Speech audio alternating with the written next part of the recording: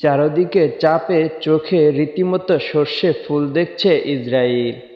একই সাথে দুটি দেশকে মোকাবেলা করতে হচ্ছে তাদের। একদিকে লেবাননের সশস্ত্র গোষ্ঠী, অন্যদিকে গাজার স্বাধীনতাকামী সংগঠন।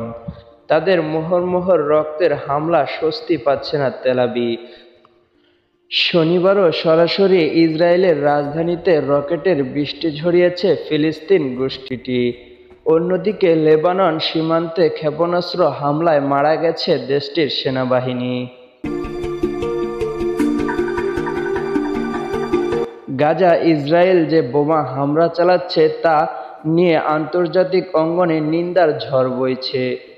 পশ্চিমাদের ইসরায়েল প্রীতির বিপরীতে ফিলিস্তিনিদের পাশে দাঁড়াচ্ছে মুসলিম ও আরব দেশগুলো। এই তালিকায় প্রথম সারিতে রয়েছে নেটোভুক্ত দেশ তুরস্ক। সংঘাতের শুরু থেকেই ফিলিস্তিনিদের পক্ষে দেশটি। এবার বক্তব্য বা বিবৃতিতে নয়, সরাসরি গাজার অসহায় মানুষের পাশে দাঁড়ালো এরদোয়ানের দেশ।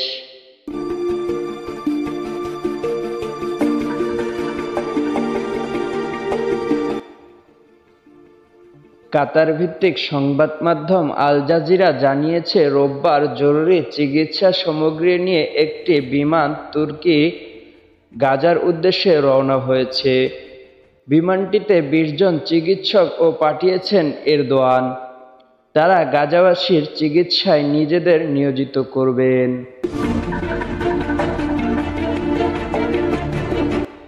আন্তর্জাতিক সংবাদ মাধ্যমগুলো বলেছে, ইসরায়েলের বিরুদ্ধে গাজার হাসপাতালেও হামলা চালানোর জোরালো অভিযোগ রয়েছে। সম্প্রতি উপত্যকাটির হাসপাতালে ভয়াবহ বোমা হামলা চালায় তেল আবিব। এতে চিকিৎসা নিতে আসা ৫ শতাধিক মানুষ প্রাণ হারিয়েছেন। ওই ঘটনায় আহত হন কয়েক হাজার মানুষ।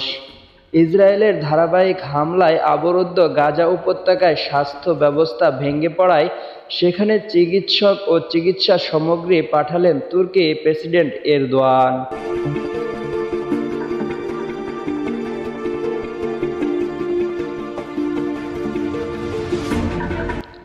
গাজা নির্বিচারে ইসরায়েলি হামলার বিরুদ্ধে শুরু থেকে অবস্থান নিয়েছে তুরস্ক। মানুষের এই অঞ্চলে ইসরায়েল যেভাবে বিমান হামলা চালাচ্ছে সেটিকে গণহত্যা বলে হিসাবে আখ্যা দিয়েছেন এরদোয়ান। পাশাপাশি যুদ্ধ বন্ধে মধ্যস্থতাকারী হিসাবে কাজ করার কথাও জানিয়েছেন তিনি।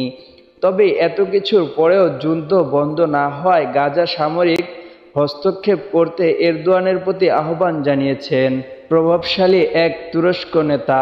জানা গেছে তার নাম লেভেলেট বাহাত্তালি। তুর্কি নেতা বাহাত্তালি বলেন, গাজা পরিস্থিতি সামাল দিতে তুরস্কের উচিত দ্রুত ব্যবস্থা গ্রহণ করা, গাজার সুরক্ষা ও প্রতিরক্ষা নিশ্চিত করা। আকাঙ্ক্ষার উত্তরাধিকার সূত্রে দাবি, ঐতিহাসিক মানবিক ও ধর্মীয় দায়িত্বের কারণেও গাজার সুরক্ষায় তুরস্কের হস্তক্ষেপ প্রয়োজন বলে মন্তব্য করেছেন তিনি। সুলাইমান হোসেন সাদিক, উন্মুক্ত বাংলাদেশ।